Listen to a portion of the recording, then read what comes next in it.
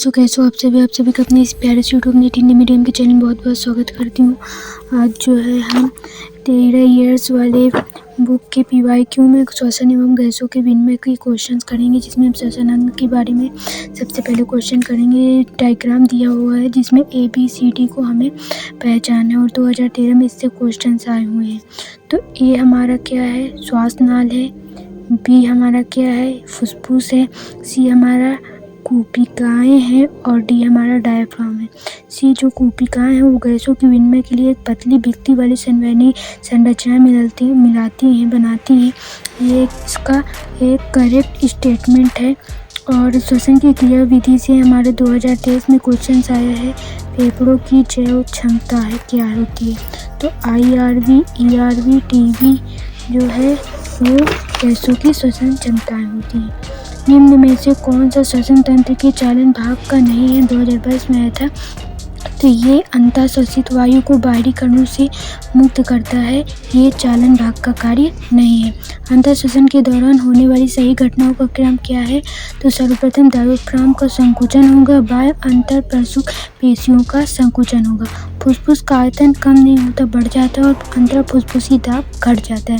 ये 2022 में आता है। सत्य हमें कथन चुनना है। तो अंतःश्वसन के दौरान अंतःफुसफुसी दाब वातावरण दाब से कम हो जाती है, जिससे वायु अंदर आती है। क्योंकि अंदर कम होती है तो बाहर से अंदर की ओर आती है। एक व्यक्ति बलपूर्वक बाह्य श्वसन के बाद वायु का अधिकतम आयतन अंतःश्वसित कर सकता है, यह जाना जाता है। 2019 में उड़ीसा में पूछा गया, तो इसे जैविक क्षमता के नाम से जाना जाता है। सांस लेने के बीच फेफड़े चिपक नहीं जाते और थोड़ी बहुत हवा फेफड़ों में सदा ही बनी रहती है, जिसे बाहर निकाला नहीं जा सकता, क्योंकि ऋणात्मक अंतःफुसफुस आवड़ी दाब होती है जो फेफड़ों की भित्तियों को एक दूसरे से दूर खींचती है, जिसे वो आपस में नहीं चिपकते। 2016 में यह सेकंड टर्म में पूछा गया है। श्वसन आयतन तथा श्वसन क्षमताओं की 2024 में क्वेश्चन आया है। तो ए निःश्वसन क्षमता क्या है, तो ज्वारीय आयतन प्लस निःश्वसन सुरक्षित आयतन निःश्वसन क्षमता कहलाती है। बी क्या है, क्रियाशील अवशिष्ट क्षमता क्या है, तो निःश्वसन सुरक्षित आयतन प्लस अवशिष्ट आयतन को क्रियाशील अवशिष्ट क्षमता कहते हैं। जैव क्षमता क्या है, तो जैव क्षमता हमारा निःश्वसन सुरक्षित आयतन प्लस ज्वारीय आयतन और अंतःश्वसन सुरक्षित आयतन जैव क्षमता कहलाती है। अंतःश्वसन क्षमता क्या होती है, तो ज्वारीय आयतन प्लस अंतःश्वसन सुरक्षित आयतन मिलकर के अंतःश्वसन क्षमता बनाते हैं। निम्न में से जैव क्षमता के बारे में कौन सा कथन सही है, 2022 के री अटेम्प्ट में पूछा गया था। तो इसमें ERV, TB एवं IRV सम्मिलित होते हैं, ये कथन सही है। C बलपूर्वक निःश्वसन के बाद वायु का अधिकतम आयतन जो एक व्यक्ति द्वारा श्वसित कर सकता है, ये स्टेटमेंट भी सही है। सामान्य निःश्वसन के बाद वायु का कुल आयतन जो एक व्यक्ति अंतःश्वसित कर सकता है उसे निःश्वसन नहीं अंतःश्वसन सुरक्षित आयतन कहते हैं। और इसमें ERV, RV एवं IRV सम्मिलित है, ये गलत है।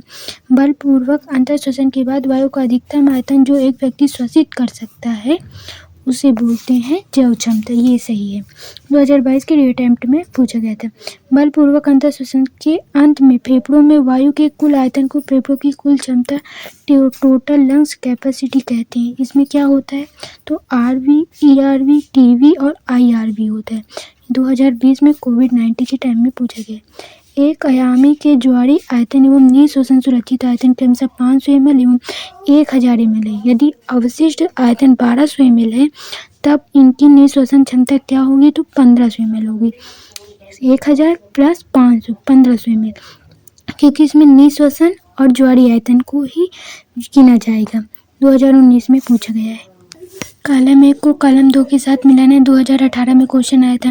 ज्वारीय आयतन क्या होता है, तो 500 से 550 मिलीलीटर होता है ज्वारीय आयतन। अंतःश्वसन सुरक्षित आयतन कितना होता है, तो 2503 3000 ml होता है।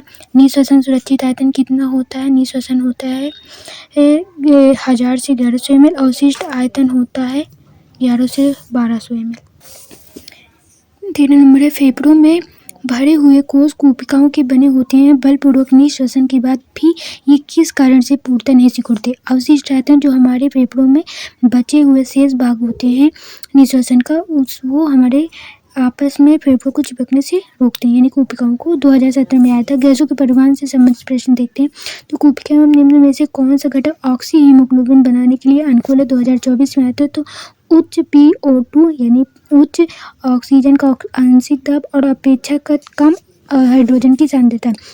मनुष्य में सामान्य शरीर क्रियात्मक स्थितियों में प्रत्येक 100 ml ऑक्सीजनित रक्त ऊतकों में कितना हमारे पास ऑक्सीजन दिया, तो ऑक्सीजन 5 ml जो है वे क्या करता है, 5 ml वितरित करता है। यहाँ पे यदि कार्बन डाइऑक्साइड होता है तो हम 4 ml की ओर जाते हैं, 4 ml सही होता है, पर यहाँ ऑक्सीजन दिया तो 5 ml सही है। 2022 में आता है। निम्न में से हमें मिलान करने हैं। तो श्वास प्रभावी केंद्र क्या होता है? मस्तिष्क का पूंछ क्षेत्र श्वास प्रभावी केंद्र का काम करता है।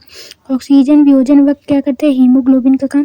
कार्बनिक एनहाइड्रेस क्या करता है? RBC का वर्क। और गैस विनिमय का प्राथमिक स्थल है वायु कूपिका।